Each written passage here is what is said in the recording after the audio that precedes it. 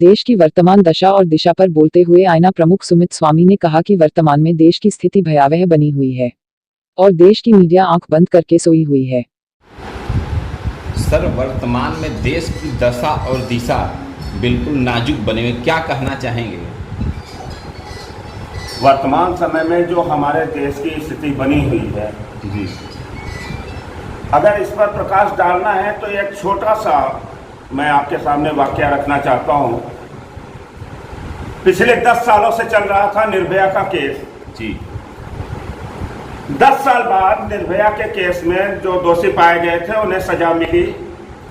हमारा पूरा देश इस खुशी का जश्न मना रहा था। बहुत अच्छी तरीके से लोगों ने सेलिब्रेट किया और उस वकील को भी बहुत बहुत बधाइयां दी गई। लेकिन हमारे देश में जो लोग इस तरीके से जश्न मना रहे हैं, हम उनसे यह पूछना चाहते हैं कि इस 10 सालों में कितने ज्यादा केसेस पेंडिंग हो गए हैं ऐसे मासूम बच्चों के साथ दुष्कर्म के, महिलाओं के साथ हो रहे अत्याचार के। क्या किसी को इसका आंकड़ा मालूम है या किसी को अंदाजा भी है कि हो क्या रहा है? एक अरविंद गोस्वामी को ले लीजिए, बार बार कहता रहता है क्या कुछ भी। अरे यार, ये कुछ भी मतलब क्या है? कुछ भी। रिया याद है तुम्हें? सुशांत सिंह याद है तुम्हें? कंगना रनौत याद है तुम्हें? रामदेव याद है तुम्हें? जिनके लिए तुम 24 घंटा लड़ते हो, 24 घंटा अपना न्यूज दिखाते हो, मात्र इन्हीं 4-5 लोगों के लिए, बाकी किसी के लिए तुम्हारे पास समय नहीं है। तो इस तरीके से हमारी मीडिया खुद कर रही है।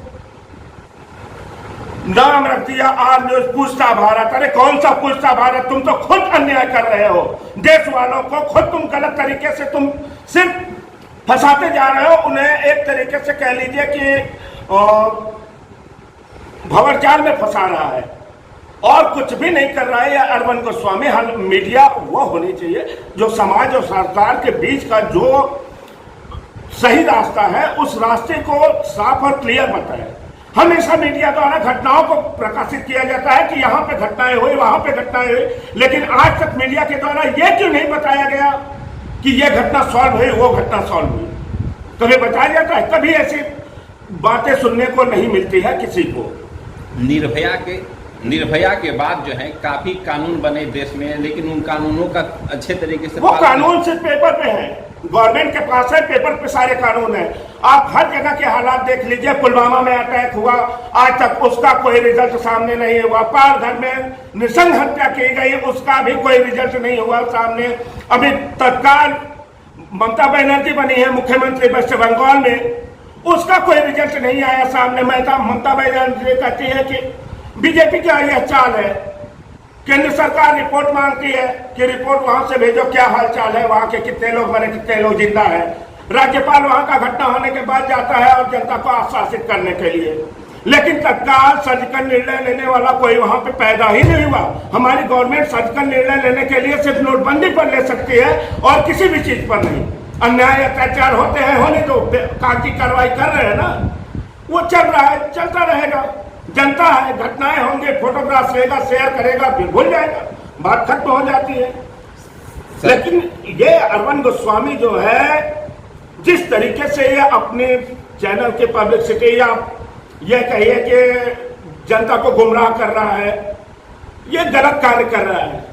अगर ये सच में सही कार्य करता है, एक बार डिबेट करके दिखा दे मेरे साथ, उसको औकात पता चल जाएगी।